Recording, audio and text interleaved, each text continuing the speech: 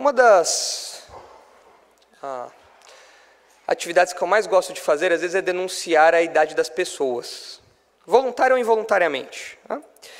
E eu gostaria de colocar uma imagenzinha aqui, que eu acho que vai denunciar a imagem de muitos de vocês.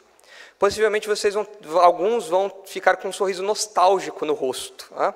Se lembrando dos momentos em que tiveram contato com isso que vai aparecer aqui atrás. Vitor, por favor, projete a imagem. Vocês se lembram disso? Quem se lembra? Levanta a mão, só para eu ver. Bastante. Então, as pessoas que lembram provavelmente nasceram antes da década de 80. Acabaram de denunciar a idade de vocês agora. Tá? Mas esse joguinho era chamado Keystone Capers, acho que assim é a pronúncia, do famoso videogame Atari. Não é? Até eu já joguei um Atari, quanto mais as pessoas já mais velhas que eu, não é?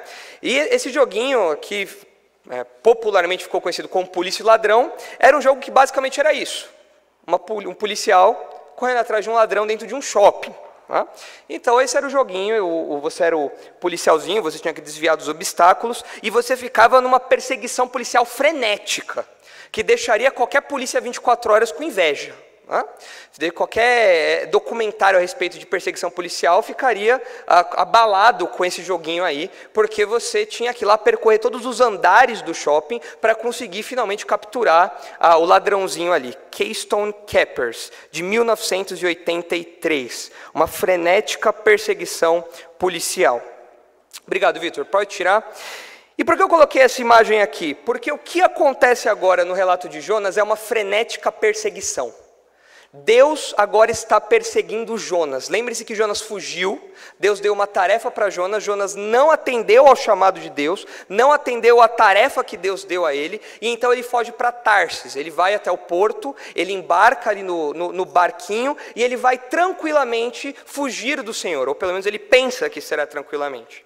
Porque agora, assim como no Keystone Capers, o policial corre atrás do bandido, do ladrãozinho, Deus agora corre atrás do profeta fujão. Então você já pode até imaginar o joguinho do Atari lá, tudo caminhando ali, tudo acontecendo em torno do profeta Jonas, para que Jonas fosse perseguido aqui pelo próprio Deus. Deus está agora perseguindo Jonas num ritmo frenético, é o Keystone Capers da vida real. E Deus, nessa perseguição, começa a mexer céus e terra, mar, tudo que está ali à disposição para que Jonas cumpra o propósito para o qual Deus o chamou. Então, por isso nós falamos que é algo frenético, é algo muito rápido que acontece aqui nessa narrativa. Mas o que chama a nossa atenção, nos versículos 4 até o versículo 16, essa segunda parte aí do capítulo 1 de Jonas, o que mais chama a nossa atenção talvez seja como Jonas é um camarada cara de pau. Jonas é muito atrevido. Ele chega a ser cínico até. Você olha as respostas que Jonas dá, é de um cinismo sem tamanho. Você fala, não é possível que um homem barbado como Jonas, servo de Deus, pudesse dar uma resposta como essa. Que é alguém que parece que não tem consciência daquilo que está falando. Porque o que acontece aqui é que Jonas demonstra estar com a sua consciência cauterizada. Jonas tem uma consciência cauterizada, ou seja, uma consciência insensível a Deus. Uma mente insensível a Deus, cuja desobediência já não incomoda mais. Jonas está desobedecendo a Deus, mas isso não incomoda. A ponto dele fazer o que faz aqui, nos versículos que estudaremos, e ao ponto dele conseguir até mesmo dormir, em meio a todo aquele caos que acontecia. Ao ponto dele dar uma resposta com toda convicção e tranquilidade, sendo que a resposta que ele dá condena a posição dele próprio. Ou seja, Jonas tem uma mente cauterizada num nível assustador aqui. E o fato disso ter acontecido com Jonas, que era um servo de Deus, faz pensar que isso pode acontecer conosco também. Nós, como servos de Deus, podemos ter uma consciência cauterizada, uma consciência insensível às verdades de Deus, uma consciência que não se atenta aos comandos de Deus. Por isso eu quero mostrar para os irmãos 2 sintomas de uma consciência cauterizada. Eu quero que você se avalie se a sua consciência se enquadra nesse relato aqui de Jonas. Em 2 sintomas de uma consciência cauterizada, uma consciência que não ouve mais a voz de Deus. Ou, melhor, se ouve a voz de Deus, simplesmente ignora, não faz diferença nenhuma. Isso não perturba, não incomoda mais Jonas. Isso é uma mente cauterizada. E pode ser que a sua mente esteja próxima aqui, a sua consciência esteja próxima da consciência de Jonas. Vamos ver então esses dois sintomas. Me acompanha aí. O primeiro sintoma está nos versículos 4 a 5 e diz respeito a uma falsa paz. O primeiro sintoma de uma consciência cauterizada é uma paz falsa. E o segundo sintoma de uma consciência cauterizada está nos versículos 6 a 10 e diz respeito a uma piedade incoerente.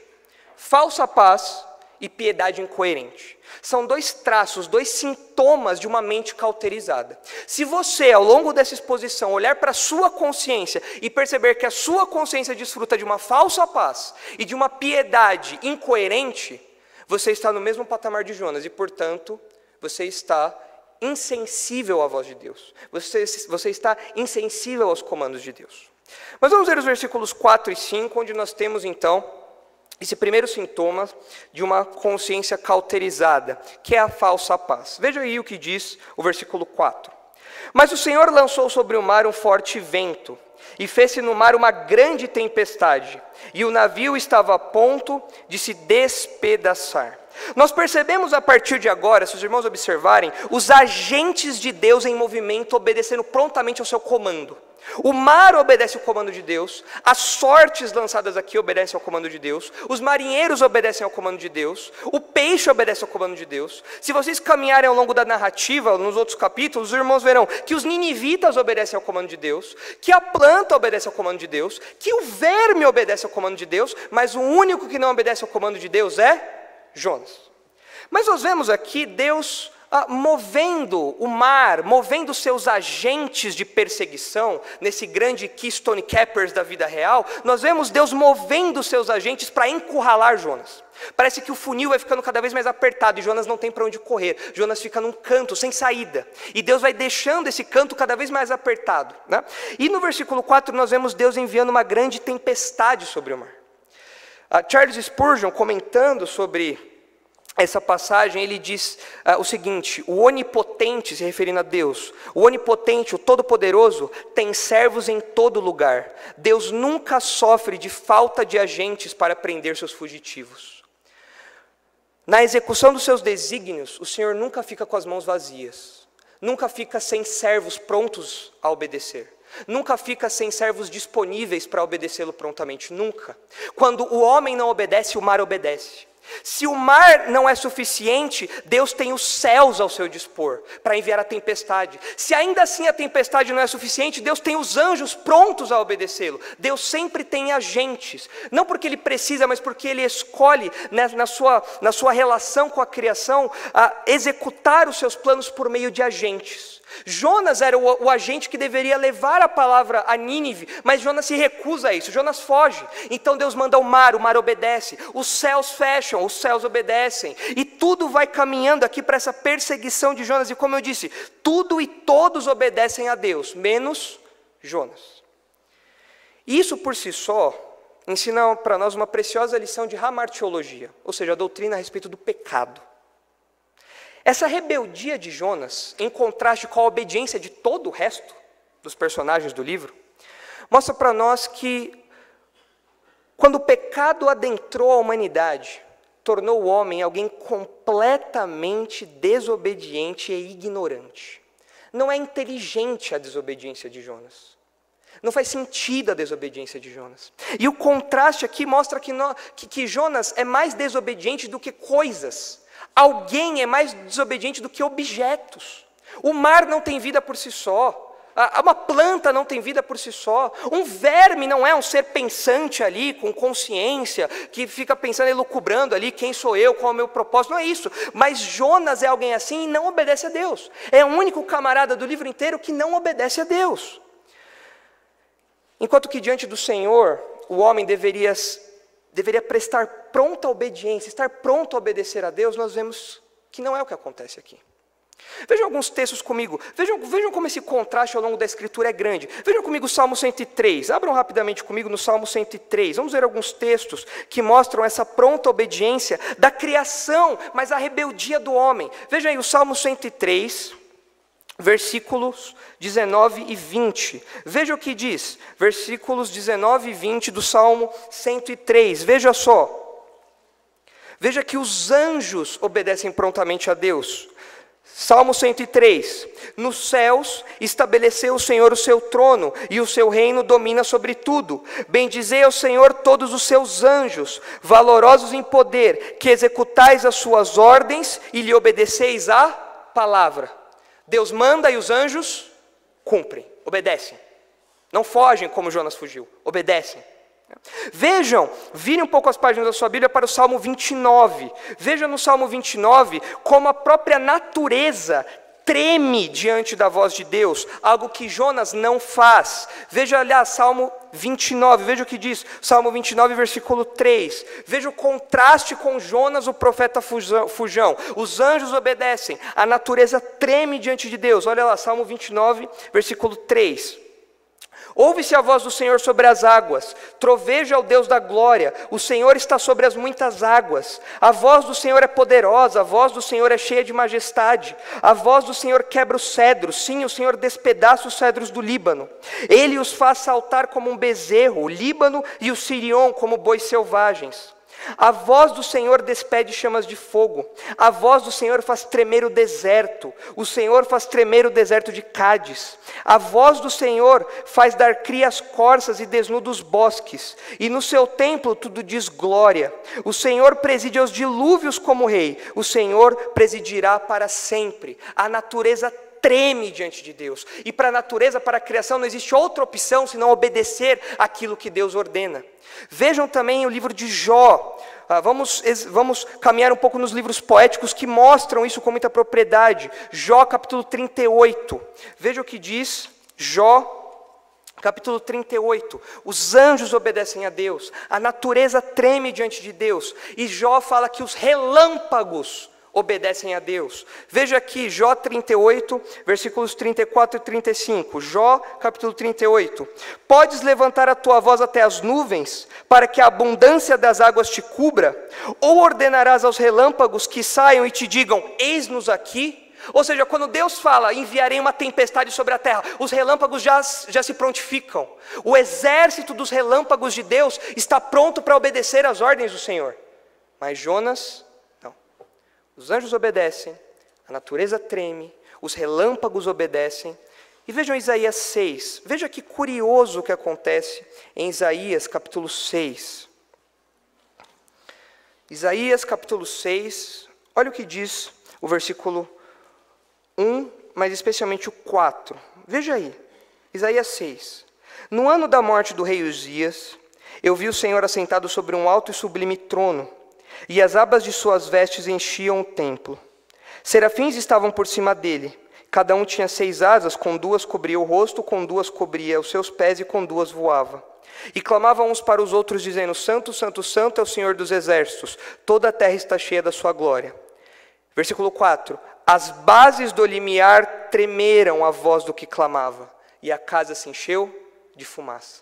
Os batentes das portas tremem diante de Deus. Aquilo que nós nem damos tanta importância assim, mas que está ali, aquilo, diante de Deus Todo-Poderoso, treme. O versículo 4 fala, as bases do limiar se moveram ou tremeram diante da voz de Deus. Os anjos obedecem, a natureza treme, os relâmpagos obedecem, os batentes da porta se chacoalham diante de Deus, mas o homem, não. Veja mais um texto comigo, Isaías capítulo 1. Vire aí um pouquinho a sua Bíblia. Veja como é a palavra de Deus dirigida ao povo rebelde por meio do profeta Isaías. Veja como esse contraste é grande. E é o mesmo contraste presente no livro de Jonas. Tudo e todos obedecem, menos Jonas. Veja aí Isaías 1, versículo 2. Ouvi, ó céus, isso é o próprio Deus falando. Ouvi, ó céus, e dá ouvidos à terra, porque o Senhor é quem fala.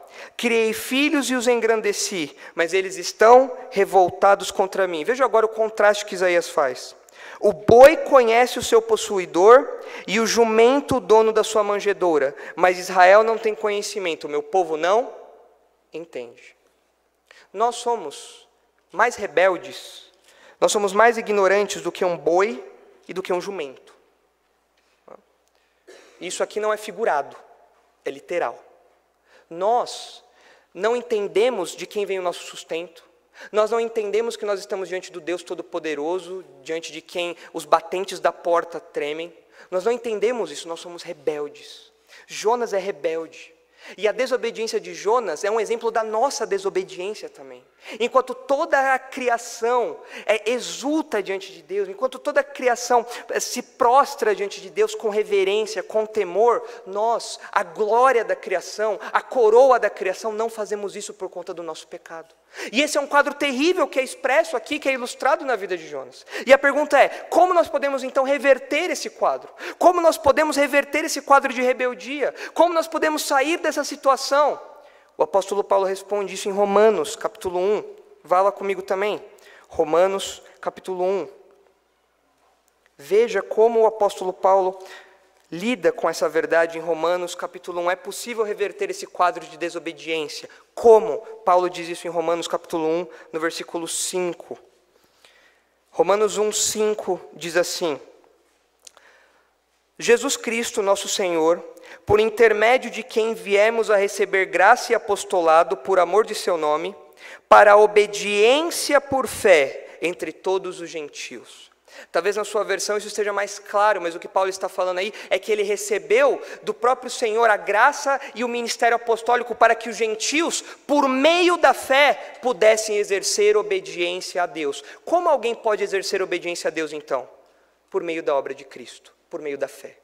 Não há como obedecer a Deus se não for por meio da fé. Não há como. É impossível isso acontecer. Não há jeito.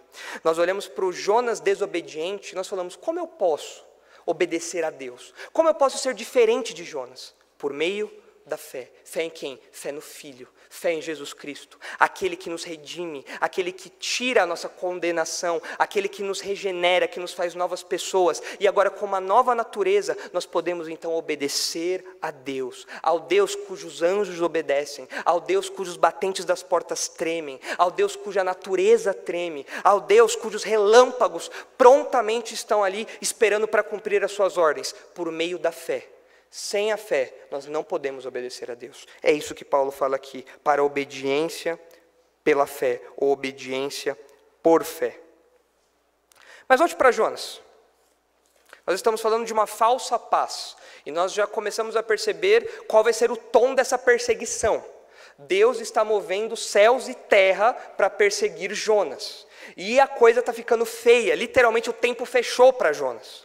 E agora no versículo 5, nós vemos como essa perseguição continua, porque nós temos aqui agora outros agentes, outros personagens que aparecem na narrativa. Veja lá, versículo 4, mas o Senhor lançou sobre o mar um forte vento, e fez-se no mar uma grande tempestade, e o navio estava a ponto de se despedaçar. Então, os marinheiros, cheios de medo, clamavam cada um ao seu Deus e lançavam ao mar a carga que estava no navio para o aliviarem do peso dela. Vejam que a reação dos marinheiros aqui é o mais natural possível. Se você estiver numa situação dessa, você vai ficar desesperado também. E notem que eles são marinheiros experientes. Possivelmente nós estamos falando aqui dos fenícios, pessoas que conheciam de navegação. Pessoas que conheciam do mar, pessoas que sabiam o que estavam fazendo ali. E eles, essas pessoas experimentadas, ficaram com medo. Eles, essas pessoas aqui que conheciam do mar, olharam para aquela tempestade e começaram a ver que a coisa estava tomando um vulto muito grande. Então, eles, além de jogar a carga no mar, a fim de que o barco ficasse mais leve e, portanto, não virasse, eles começam cada um a clamar ao seu Deus. É nessa hora que não existe ateu. Nessa hora, a hora que o avião está caindo, que o barco está afundando, meu irmão, o ateu clama a Deus, a Jeová, a Alá, o que vier na cabeça dele. E é o que esses marinheiros fazem aqui. Eles não querem morrer, é instintivo isso. Nós olhamos para o comportamento deles e nós falamos, poxa, é o mais natural. É o que qualquer pessoa nessa circunstância faria. Mas, onde está Jonas? Pinte a cena na sua cabeça. Você vê os marinheiros lá jogando as coisas no mar, você vê os marinheiros lá preocupados, orando a Deus, e você procura aquele, como chama aquele quadrinho? Onde está o Wally, né? Você olha no meio daquele caos, onde está o Jonas? Onde está Jonas? Tirando uma soneca, né? Fazendo o cochilinho da tarde, a sonequinha da tarde ali, depois de tomar o seu leitinho. Chegou, entrou no barco, pagou sua passagem, agora eu vou tirar um cochilinho. Enquanto isso, O caos acontecendo ao seu redor, o caos. Então nós percebemos aqui que, habilmente, o livro de Jonas mostra para nós um contraste entre o comportamento dos marinheiros e o comportamento de Jonas. O que esse livro quer nos dizer é que o comportamento de Jonas não é normal. Essa paz que Jonas tem não é uma paz normal. E o desespero dos marinheiros é um desespero normal. É esperado que isso aconteça. Então nós temos aqui um contraste, um quadro com cores muito contrastantes sendo desenhado. Enquanto todos estavam desesperados por sua vida, Jonas estava nos braços de Morfeu, dormindo tranquilamente, como se não houvesse amanhã. Eu estou aqui tranquilo. Ajeitava o seu travesseiro, colocava lá seu barulho, até um barulhinho de chuva, né? Gostoso, né? Nossa, que delícia. E dormindo ali tranquilamente. Mas isso é o sintoma de uma consciência cauterizada, porque Jonas não deveria estar em paz. Por isso nós estamos falando que o primeiro sintoma de uma consciência cauterizada é uma falsa paz. Jonas não deveria estar dormindo tranquilamente como ele está aqui. Essa paz que Jonas está sentindo é um sintoma de uma consciência cauterizada. Veja, Jonas não está dormindo porque ele confiava em Deus. Com Cristo no barco tudo vai muito bem. Não, não é isso. Não é por conta disso que Jonas está dormindo. Jonas não está dormindo porque ele pagou para os melhores marinheiros o levarem até Tarsis. Não é por conta disso. Jonas está dormindo porque ele é cara de pau. Jonas está dormindo simplesmente porque ele é cínico. Porque ele não liga para as consequências da sua desobediência. Para ele, está tudo bem. Está tudo tranquilo. Eu desobedeci a Deus, eu tentei fugir do Senhor, mas não tem problema nenhum, eu vou dormir aqui. Não é um sono fruto de confiança, fruto de serenidade, fruto de alguém que sabe que Deus está no controle das coisas. É o contrário. É o sono de alguém descarado. É o sono de alguém desavergonhado. Uma pessoa que esqueceu que está desobedecendo ao próprio Deus. Agora, antes de atacarmos as pedras, talvez você já esteja com sua pedra na mão, pronta para atacar em Jonas. Eu acho que esse é um perigo do qual eu e você podemos muito bem participar. Nós podemos ser tão caras de pau como Jonas. Nós podemos ter uma desobediência cínica como Jonas. Nós podemos dormir tranquilamente, repousar ali sem problema nenhum, mas de maneira completamente desobediente a Deus. Nós podemos cair nesse erro. É por isso que nós estamos falando aqui que você, assim como Jonas, pode ter uma consciência cauterizada também. E como é que essa falsa paz entra na nossa mente? Toma conta dos nossos pensamentos. E como é que essa falsa paz entrou na mente de Jonas? Como que isso acontece? Bom, quando nós olhamos para a Escritura, parece que a nossa mente começa a ser cauterizada. Nós começamos a desfrutar dessa falsa paz quando nós, dentre outras coisas, mas especialmente quando nós praticamos o mesmo pecado por muito tempo. Nós ficamos naquele pecado. E nós permanecemos nesse pecado ao longo de anos, meses, anos, décadas, e nós ficamos nesse pecado ali. E nós ficamos nesse pecado durante tanto tempo, que chega uma hora que a exortação da Escritura já não nos incomoda mais. Que nós lemos a Bíblia, e a Bíblia fala que aquilo que nós estamos fazendo é pecado, mas aquilo já não nos incomoda mais. As pessoas chegam para nós para nos exortar, e aquilo já não nos incomoda mais. Aquilo já não tira nosso sono. Aquilo já não mexe com a nossa consciência. Aquilo já não mexe mais com a nossa mente, já não nos incomoda, está tudo bem. Nós podemos, como Jonas, dormir, mesmo praticando e vivendo naquele pecado durante muito tempo. Essa talvez seja a terminologia que a Bíblia usa quando fala de apagar o espírito, em 1 Tessalonicenses. Talvez essa seja uma das implicações possíveis de apagar o espírito. Quando nós abafamos a ação do Espírito Santo dentro de nós, quando o Espírito Santo nos acusa de determinado pecado, falando, isso que você fez não agrada a Deus, e nós falamos, não, calma, não. A prática do pecado vai fazendo com que a voz do Espírito Santo seja abafada, e então nós dormimos tranquilamente. E aí na nossa mente nós falamos algumas coisas. Veja se você se identifica com algumas dessas frases aqui. Veja só. Você fala para uma pessoa que já está em pecado, e é um pecado público, e essa pessoa está lá, e você vai exortá-la, e ela fala assim, olha, não há nenhum problema na minha vida com Deus. Está tudo muito tranquilo. Aliás, nunca esteve melhor a minha vida com Deus. Já ouviram isso? Já falaram isso?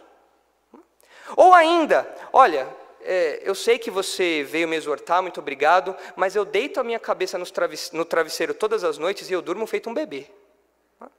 E a pessoa fala isso com um certo ar de piedade, não é? Você fala, nossa, essa pessoa, então realmente parece que para ela isso não é pecado. Não é que aquilo deixou de ser pecado. É que a consciência dela já está cauterizada. Ela desfruta agora de uma falsa paz. Há uma tempestade lá fora. E a pessoa sabe dessa tempestade, mas ela simplesmente põe os seus tampões e ignora essa tempestade. Semestre passado, eu tive um problema muito sério no meu quarto de seminário. Queridos, imagine uma república, com 8 homens para um quarto. E são homens grandes, já homens um pouco mais velhos, assim, não são adolescentes. Né? E qual que é o problema de homens grandes? Quando vão ficando mais velhos, especialmente na hora de dormir, qual é o problema? O ronco. E eu não sei porque eu desenvolvi uma sensibilidade muito grande ao ronco. Eu não consigo dormir se alguém ronca. Eu não consigo dormir. E eu, no meio desse caos todo, que é a república ali no seminário, de um semestre para o outro, eu pedi para trocar de quarto. Eu falei, olha, realmente não dá para não dá para eu dormir aqui, isso está prejudicando o meu sono, eu estou acordando quebrado, estou acordando cansado, não dá para eu dormir, mesmo com tampão de ouvido, eu não consigo dormir. Eu coloco lá o meu tampão, falta só colocar aquele de aeroporto assim para dormir. E eu não consigo dormir. Então eu falei, eu preciso mudar de quarto. Me trocaram de quarto.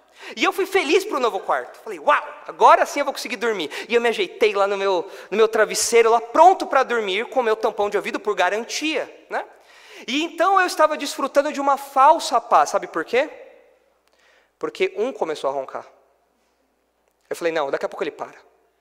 Dali a pouco, o outro começou a roncar. Aí eu comecei a ficar bravo. Taquei o travesseiro em um. Aí daqui a pouco, o que estava em cima de mim começou a roncar. Eu falei, não pode ser verdade. Isso não pode ser. Chegou ao ponto de eu gritar no quarto para ver se todo mundo acordava de uma vez para parar de roncar. Mas eu lá com o meu tampão de ouvido, eu não conseguia dormir. Por quê? Porque havia uma tempestade ao meu redor. Porém, eu conversei com o coordenador da parte dos dormitórios, falei, vamos fazer o seguinte, vamos colocar todo mundo que ronca no mesmo quarto. E fizeram isso. Colocaram todo mundo que ronca no mesmo quarto. Qual foi o resultado disso? Todos dormiram no quarto. O ronco de um não incomodava o outro. Por quê? Ouvidos cauterizados. Ouvidos cauterizados. O ronco não entra mais. Aliás, é uma disputa para ver quem ronca mais alto agora. Existe uma competição interna para ver quem ronca mais. Irmãos, eu não estou brincando, às vezes a estrutura do prédio chacoalha. Você encosta na parede, você vê o prédio chacoalhar. Mas quem está naquele quarto, o quarto do ronco, não ouve o ronco do outro. Por quê? Porque tem os seus ouvidos cauterizados. Pode estar uma tempestade de roncos lá fora, mas aquelas pessoas não acordam. E o que Jonas faz aqui é ter uma mente cauterizada. Está acontecendo caos lá fora, mas naquele porão, ele está com uma falsa paz. Para ele, não tem nada acontecendo. Para ele, está tudo em paz. Está tudo numa bonança, tranquilamente. Uma falsa paz, fruto de uma consciência cauterizada. E além de ignorar a tempestade lá fora, o próximo passo na cauterização da mente, nesse processo de interiorizar essa falsa paz, é você começar a justificar o seu pecado. É você começar a falar assim, olha, veja, outras pessoas fizeram algo muito pior do que eu. Fizeram coisa muito pior do que eu. Eu mesmo já fiz coisas muito pior do que isso. Então, acho que essa minha preocupação aqui, desse pecado que eu cometi, nem é tão importante assim. Vamos deixar passar isso.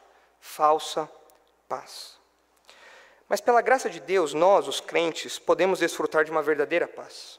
Não uma falsa paz que ignora os efeitos do pecado ou as consequências do pecado, como o que Jonas está fazendo aqui. Nós não precisamos dos tampões de ouvido para ter paz. Nós não precisamos ficar competindo ali, ignorar o que está acontecendo ao nosso redor, com as nossas mentes cauterizadas para ter paz. Os crentes podem ter uma paz verdadeira. Como?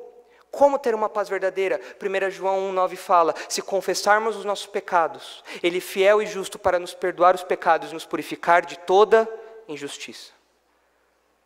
Essa é a verdadeira paz, a paz do perdão de Deus. Eu não deito e durmo como Jonas, com a minha consciência cauterizada. Eu deito e durmo como alguém que foi perdoado por Deus. Alguém que está agora num relacionamento de amizade com Deus, que não é mais inimigo de Deus. Avalie o seu sono, literalmente. Você tem dormido bem porque desfruta de uma falsa paz?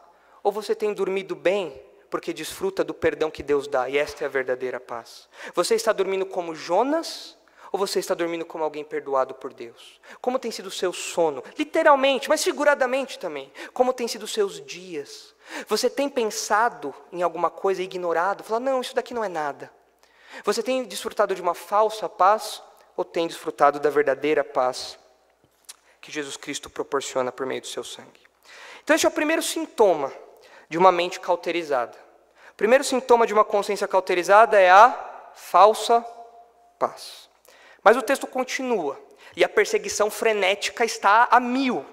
Veja como continua aí, agora nós falaremos de uma piedade incoerente, nos versículos 6 a 10. Veja aí comigo o versículo 6.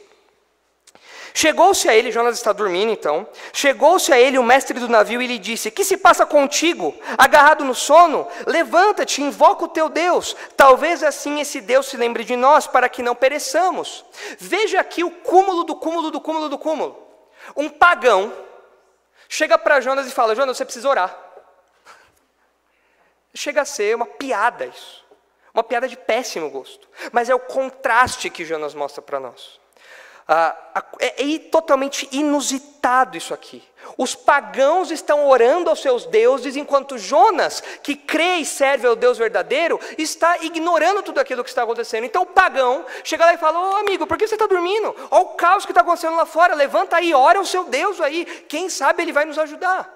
Mas isso, esse toque, essa chamada, essa advertência do chefe do navio, que é um pagão, mostra para nós uma realidade triste de que muitas vezes os filhos de Deus podem ter um comportamento pior do que até mesmo os incrédulos. E essa é uma verdade triste que nós percebemos ser verdadeira na Escritura, ser real na Escritura. Muitas vezes nós vemos que o que é esperado dos filhos de Deus não está lá. Enquanto que um pagão, um incrédulo, tem um comportamento mais próximo da boa moral, da realidade, até de algum tipo de espiritualidade, do que os servos de Deus. Nós percebemos isso, por exemplo, em 1 Coríntios capítulo 5, quando Paulo fala, olha, o que está acontecendo no meio de vocês é uma imoralidade sem tamanho, imoralidade tal que nem mesmo em meio aos incrédulos isso existe. Ou seja, os incrédulos repreenderiam o que vocês estão fazendo, os incrédulos julgariam vocês mal pelo que vocês estão fazendo, mas os servos de Deus estavam com as suas mentes cauterizadas. E Paulo fala, vocês ainda se orgulham disso, é muita cauterização. É uma piedade incoerente, porque nós esperamos que o servo de Deus tenha determinadas posturas. Aqui nós esperávamos que o servo de Deus obedecesse em primeiro lugar, depois que o servo de Deus orasse, mas não é isso que Jonas faz. Jonas desobedece e Jonas simplesmente ignora o que está acontecendo ao seu redor e não ora a Deus, mas um pagão vai lá e faz isso. Isso é de uma incoerência sem tamanho, vindo de um servo de Deus. E a perseguição continua, veja só agora o que acontece no versículo 7.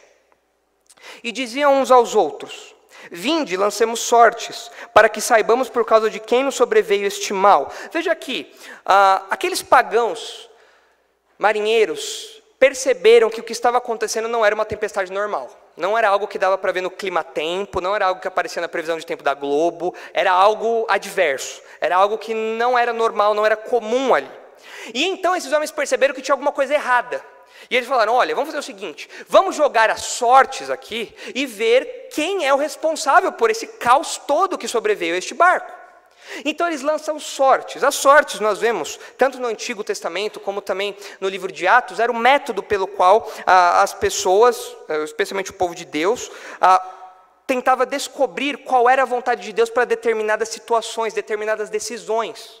Nós vemos isso acontecendo no Antigo Testamento, e no livro de Atos nós vemos isso acontecendo pela última vez na escolha de Matias, quando os apóstolos lançam sortes para que o próprio Deus determine qual deve ser o apóstolo que tomará o lugar de Judas. E essa é a última vez em que esse costume aqui é aplicado. Porque a partir daquele momento, o Espírito Santo habitaria nos crentes e, portanto, nós teríamos tudo o que precisamos para tomar as decisões de acordo com a vontade de Deus. Mas aqui isso não aconteceu ainda. Então os marinheiros aqui, talvez por conhecerem esse hábito, ou talvez pelo contato que tinham com Israel, ou talvez por ser um hábito cultural incomum, eles lançam sortes. Mas vejam o que diz Provérbios 16, 33. Abram lá rapidamente comigo, Provérbios 16, 33. Veja o que diz Provérbios 16, 33. Veja como Deus está encurralando Jonas. Veja como Deus está afunilando aqui a sua perseguição, essa perseguição frenética. Provérbios 16, 33. A sorte se lança no regaço, mas do Senhor procede toda decisão. Eles lançam as sortes, mas quem controla aqueles objetos? Deus. E quem Deus está perseguindo? Jonas. Então a sorte cai sobre quem? Jonas. O texto fala. E a sorte caiu sobre Jonas. Veja, não era uma questão de loteria, não era uma questão de acaso, não era quem tirava o menor palitinho, não. Era o próprio Deus indicando, o culpado por isso daí é ele. Ele não me obedeceu. E Jonas se vê aqui num canto agora, porque descobriram, finalmente descobriram quem era o culpado daquela tempestade sobrenatural. E agora os marinheiros interrogam Jonas. E aqui a cara de pau de Jonas fica mais evidente ainda.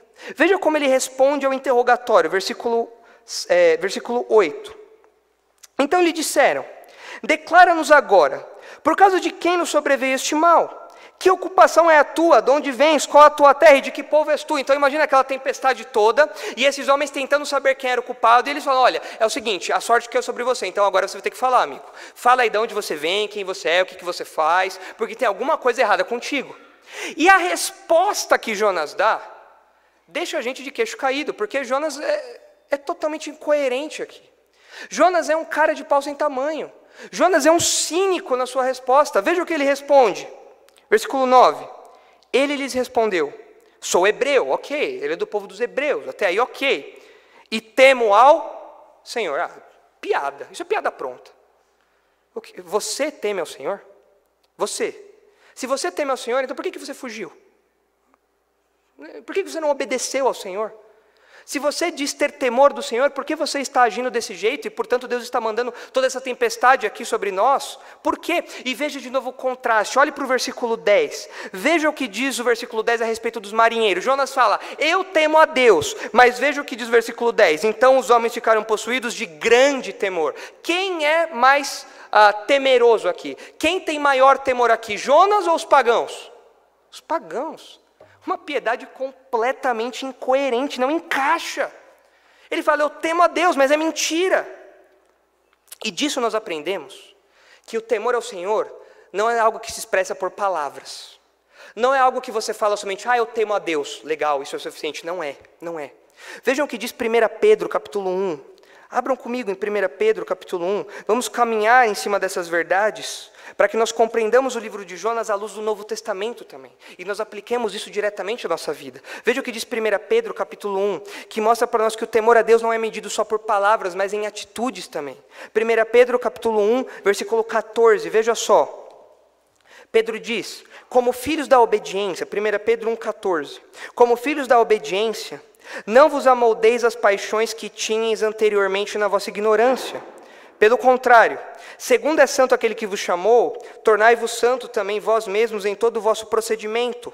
Porque escrito está, sede santos, porque eu sou santo. Ora, se invocais como Pai aquele que sem acepção de pessoas julga segundo as obras de cada um, portai-vos com temor durante o período da vossa peregrinação. O temor é um traço do servo de Deus. E entenda temor aqui, quando nós falamos de temor, muitas vezes os pregadores tentam amenizar o sentido de temor, Falam que temor na Escritura é uma reverência, é também uma reverência. Mas por vezes a palavrinha temor vem associada a uma outra palavrinha que é tremor. É uma reverência que não é só um respeito muito grande, mas é um certo medo também. Nós, como servos de Deus, precisamos ter medo do nosso Senhor. Um medo que não nos paralisa, é claro, porque nós desfrutamos de um bom relacionamento com o nosso Deus por meio de Jesus Cristo, mas um temor que lembra, opa, eu não estou me relacionando com qualquer um. Eu não estou aqui desfrutando de comunhão com qualquer um. Eu estou desfrutando da comunhão com Deus, que é o Criador dos céus e da terra. O Deus que manda a tempestade e o mar obedece. O Deus que manda que os anjos o obedeçam e os anjos cumprem isso. O Deus que manda que os relâmpagos fiquem prontos para a tempestade e os relâmpagos obedecem. É a esse Deus que eu estou servindo. Então há um medo, há um temor real no coração dos crentes. Não é por acaso que o livro de Provérbios fala que o temor do Senhor é o princípio da sabedoria. Você quer ter uma vida sábia à luz de Provérbios? Então o primeiro passo, tema ao Senhor. E os irmãos podem olhar depois em casa, pesquisem nas suas bíblias digitais, hoje é muito fácil fazer isso, pesquisem a palavra temor, e os irmãos verão que temor não é uma coisa abstrata, temor é uma coisa muito prática, temor é uma coisa que não fica só no coração, é uma coisa que se expressa em ações práticas, exatamente como Pedro fala aqui, portai-vos com temor durante o tempo da vossa peregrinação, buscando a santidade, zelando por isso. Nós estamos falando de um Deus que merece todo o nosso temor e tremor e reverência, é desse Deus que nós estamos falando.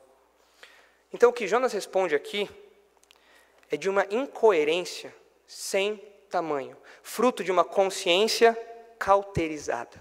Quando a pessoa tem consciência cauterizada, ela fala verdades que nem ela não aplica à sua vida. Ela fala coisas que ela não vive. É aquela pessoa que você vê no seu trabalho e ela fala que ela é crente, mas ela vive pior que um incrédulo. É aquela pessoa que fala que crê em Deus, que teme a Deus, mas chega na sexta, no sábado e no domingo, faz coisas que até os incrédulos duvidam. Essa pessoa não tem temor de Deus, essa pessoa não leva Deus a sério. Isso é uma boa definição de piedade, levar Deus a sério, levar as coisas de Deus a sério. Essa pessoa não tem temor a Deus, essa pessoa acha que Deus é um amigão, que Deus é alguém que está no mesmo nível da gente. Não é. E a resposta de Jonas mostra que ele estava com a sua mente cauterizada. Ele esqueceu o que é o temor do Senhor.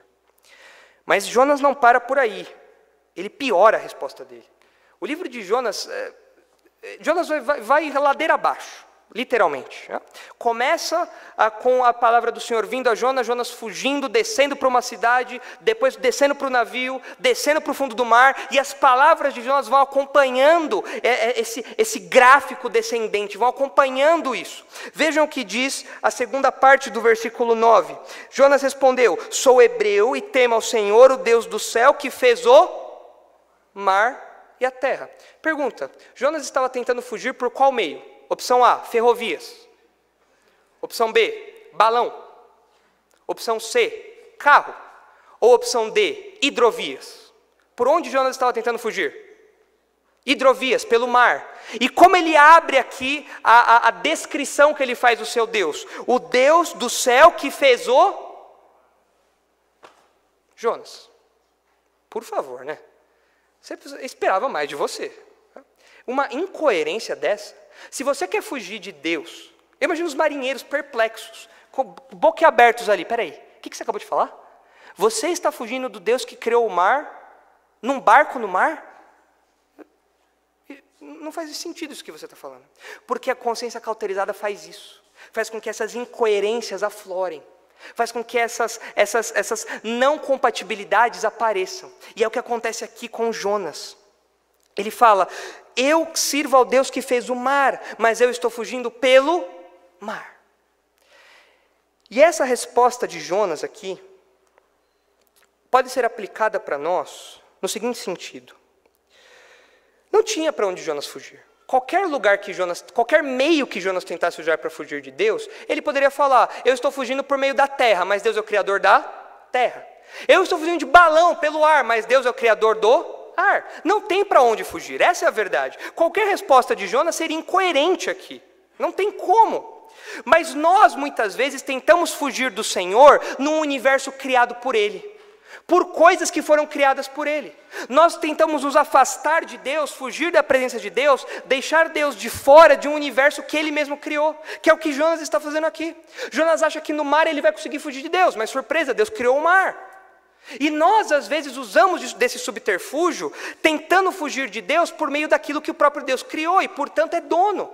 Veja só, as pessoas tentam fugir de Deus muitas vezes por meio dos seus sentidos, buscando prazer a todo custo e deixando Deus de fora, ignorando Deus.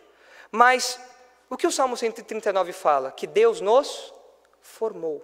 Ou seja, os meus sentidos, os prazeres corporais que Deus me dá, que eu tenho por ser feito de carne e osso, foi o próprio Deus que me deu.